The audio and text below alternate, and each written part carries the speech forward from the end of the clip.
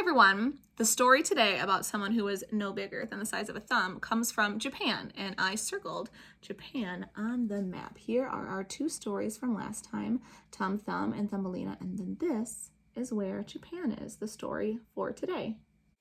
We know that these stories are folktales, and folktales are made-up stories that are told for years and years. Thinking about Thumbelina and Tum Thumb, I remember that Thumbelina was helpful, just like Tum Thumb was. Can you remember the time in the story when Thumbelina was helpful? It had to do with that bird or sparrow. Do you remember how she helped him become healthy enough to fly away? I wonder if the character today is also helpful.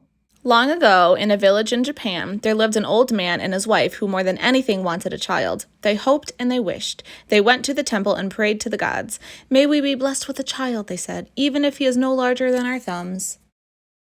Then their prayers were answered. In 9 months' time, a fine baby boy was born to the old couple. The child was lovely and very small. They called him Issun Boshi, which means 1-inch boy, for he was no taller than his father's thumb. Issun Boshi grew up strong, smart, and helpful, even though he grew no bigger. When 12 years had passed, Issun Boshi came to his parents and said, "Father and Mother, please give me your permission to go to the capital city, for I wish to see the world, learn many things, and make a name for myself."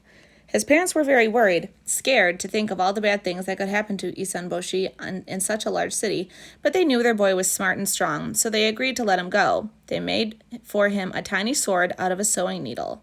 They also gave him a rice bowl for a boat and some chopsticks for oars. In the rice bowl, he floated down the river, using the chopsticks as paddles when the water became rough and using a sword to catch the fish. In a few days, he arrived at the city of Kyoto. "My, what a busy city this is," he thought. "So many people crammed into one space." He walked carefully through the streets, dodging feet and cartwheels. He kept walking until he came to a beautiful house, the largest in the city. At the foot of the steps sat a pair of shiny black geta, or wooden shoes. They belonged to the owner of the house, who was the wealthiest lord in the city. The door of the great house opened. Out walked a man who put on the shiny black shoes. Issun Boshi called out, "Hello, hello there!" The man looked around and seeing no one began to go back in. But Issun Boshi called out, I'm down here near your shoes. Please be careful you don't step on me." The man who was the lord of the house leaned down and was astonished when he saw Issun Boshi. Issun Boshi bowed and politely introduced himself. "My name," he said, "is Issun Boshi. I have just arrived in the city and I would like to work for you." The Lord picked up Issun Boshi in the palm of his hand. In a friendly voice he asked, "But what can a little fellow like you do?" A fly was buzzing around and bothering the Lord, so Issun Boshi drew out his sewing needle sword. With a quick swat, away went the fly. "You are quite an amazing little fellow," laughed the Lord. "Come, you may work for me and live in my house." And so tiny Issun Boshi went to live in the big, beautiful house, serving the noble Lord. He made friends with everyone there, especially the princess, the Lord's lovely daughter. It seemed that he was always at her side, helping her in whatever way he could, whether by holding down the paper when she wrote a letter, or simply by riding on her shoulder and keeping her company while she walked through the beautiful gardens around the house. In time, the princess began to feel a strong affection toward her little helper. In the spring, Issun Boshi traveled with the princess and her companions to the Cherry Blossom Festival. On their way home, they began to hear strange noises behind them in the narrow road. They could see nothing in the shadows, when suddenly a huge monster leapt into their path. Everyone screamed and ran, everyone except Issun Boshi and the princess. "Who are you and what do you want?" cried Issun Boshi. "I am an Oni," growled the monster. An Oni! The Oni were terrible creatures who bothered the townspeople. But Issun Boshi stepped forward and shouted, "Get out of the way, you demon! I am here to guard the princess! Step back!" "Ha! We'll see about that!" growled the Oni. Then he snatched up Issun Boshi, popped him into his mouth, and gulp, swallowed him whole. Down Issun Boshi slid until he landed plop on the Oni's stomach.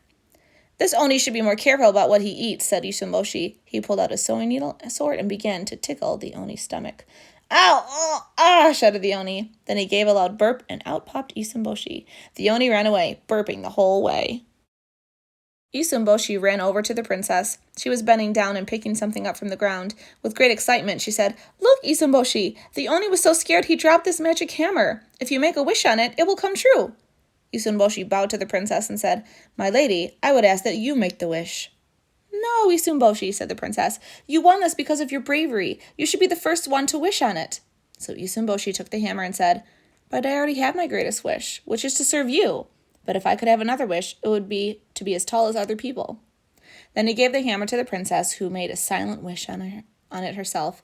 Then and there, Issun Boshi began to grow taller, until beside the princess stood a very handsome young man.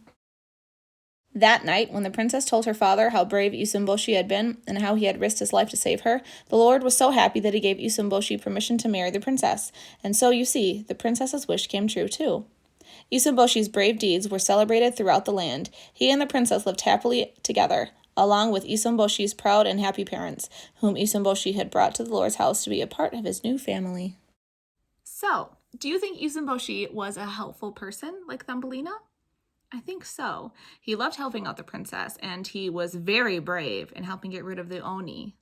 At the start of the story, the old man and the old woman wished for a child, just like in Tom Thumb and Thumbelina.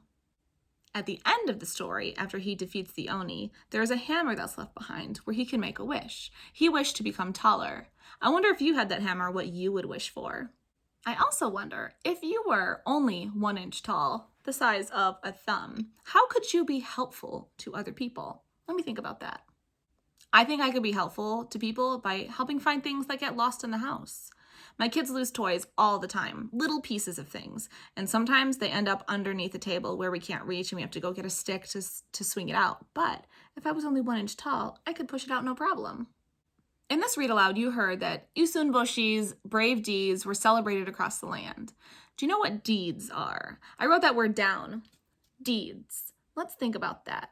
A deed is something you can do that's brave or good. Good deeds, brave deeds. Issun Boshi's brave deed was defeating the Oni. I can't think of a time that I have done a brave deed like that. I'm not defeating too many things in my life, but I can think of good deeds that I have done, like shoveling my neighbor's driveway from snow when I know that they weren't home. That way when they come home, they won't have to take care of it. Or raking the leaves for my mom and dad when I wasn't even asked to do that. Usually us living our regular, normal lives, we don't come across too many brave deeds. But I think you can imagine some things. Imagine a superhero. They probably do a lot of brave deeds often. I wonder if there are any good deeds that you have done or can do. Surprise your family by doing a few good deeds this week. All right, everyone. Thank you for listening and learning with me. I will see you later. Take care.